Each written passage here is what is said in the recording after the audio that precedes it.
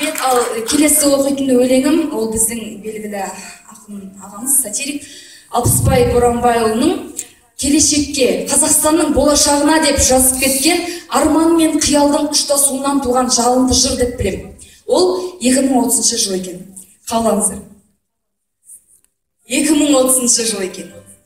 Өлмеппін, әлі тірекем. 80-ге жасым жетсе де 90 жастан шығат деп пенсия шығалмай жүр екен. Бірақта қазақтан шыққан бір ғалым таң алдырып қаламды, жасартатын адамды дәрі ойлап тауыпты. Сол екен дәріге әлемнің көңілі ауыпты. Ауғанмен бірақ не пайда? Көп адам емін таппайды екен, өйткені дәрі қазақ тілін білмейтіндерге жақпайды екен. 2030 жыл екен. Тіліміз біздің тіл екен, ағылшын тілі әлсіреп, екінші орында тұр екен.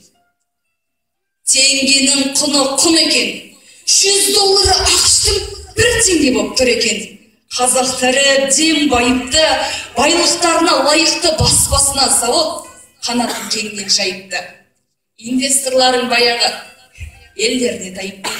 Төлейді екен қазекем шетелдіктерге айлықты. Әбден байыған бұғазақ 100-ге бөліну бұлай тұрсын, әкімдіктен қашатын болыпты. Әкім бұл қолдан келмейді деп шындарын айтып сасатын болыпты.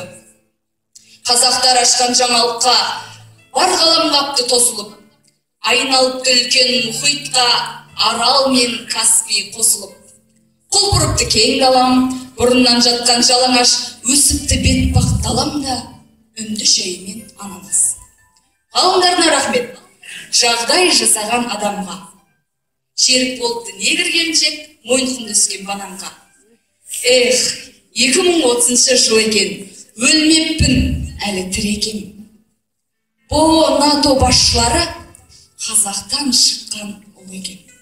Қазақтардың ұзын саны 3 миллиардтан асып кеткен, қазақтарға жете алмаймыз деп Китай істе басқа жаққа шығып кеткен. 2030 жыл екен, өлмеппін, әлі тірекем. Шетелдіктер дорбар қалап Қазақстанда жүр екен. Бір француз, бір жапон, қой бақсақ қалай болар деп қазақша сөйлеп тұр екен. Тыңдағандарыңыз сымбат сағындық, 2030 жыл екен. Соған жеткізсін ағайын.